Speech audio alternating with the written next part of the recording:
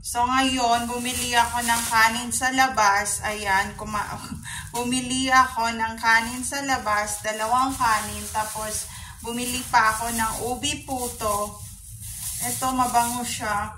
Ayan, ubi puto. Ubi puto na bigas. Mabango siya. Tapos, bumili rin ako nitong donut na to. Tapos, ang binili ko, cheese donut, cheese roll donut, 2. Tapos, bumili pa ako nitong 2 donut na strawberry at saka isa nung chocolate na donut. So, let's eat. Kain tayo, friends. Bumili pala si Gabi ng donut, pero hindi ko alam kung favorite nila yung flavor na yun. For the info, hindi nila favorite yun. So, ayun. Gusto ko lang i-share, friends. So, ayun lang. Marami pa akong i-upload na video and tuloy-tuloy lang yan. Please, huwag niyong kalimutan panoorin yung mga videos ko. Mag-subscribe sa aking YouTube channel. Nilipin ko na lang yan ng chocolate. Ayan o, nalagyan siya ng chocolate.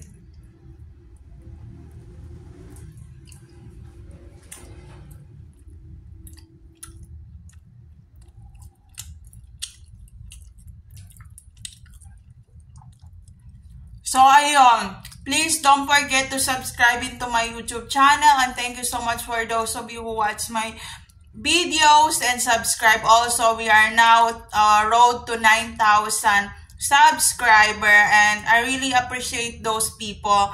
And ang laki ng progress talaga nung aking YouTube channel nung time na pumunta ako ng Mindanao, ng Cotabato City. So, ayun. Maraming nag-hi and hello, maraming pa shout out and marami pa akong i-upload na videos. Si Miss Manila, si Miss Flawless, si Miss Pango. So, ayun. Ewan ko ba, bakit ganon? Pero flawless ba talaga ako? Mukhang hindi naman perfect. So, ayun. Nag-hi and hello sila. And then, gusto nila ako laging bumisita sa Mindanao, sa Cotabato City.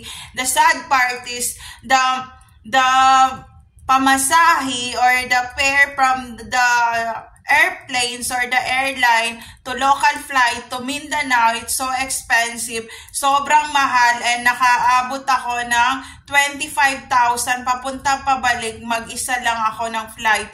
So, ayun, parang dahil nga nalalaman nila na because I'm a YouTuber and road to 9,000 subscriber, parang pinapalaki nila yung price ng flight ko, ng pamasahe ko, kahit sa local flight o sa international. Talagang expensive yung price talaga ng ticket. So, talagang gas-gas ang bulsa ko. So, ang magagawa nyo na lang, dahil sa bawat isang views, the 1,000 views is equivalent to $1.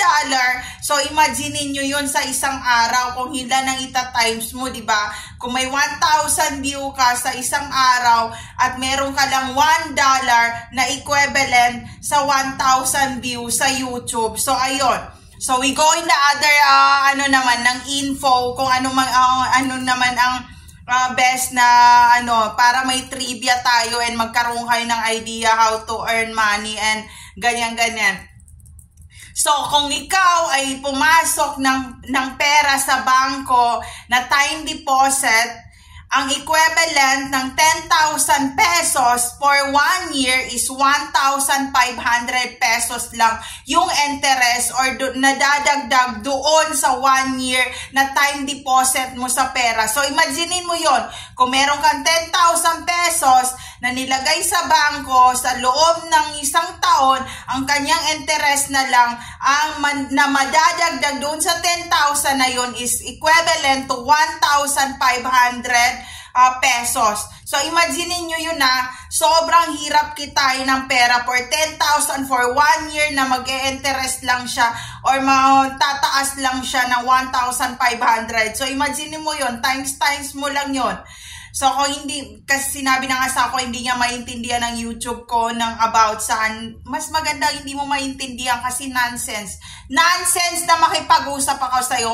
Mayroong sense ang mga YouTube ko at mga title at mga pinagsasabi ko dito. Wag ako. So ayun lang. So sa 1,000 view dito sa YouTube na to is equivalent to $1.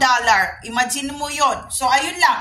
Kung small YouTuber ka at walang kang pang-boost, hindi tataas subscriber mo at hindi tataas ang views mo. Kung dinaya ko ang trending viral ko ng million views ko or pinaboost ko, hindi.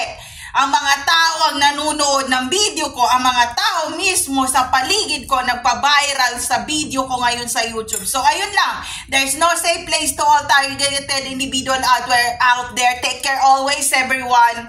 Mag-ingat kayong lahat. Ang daming scammer at sinungaling at mangloloko sa buong mundo.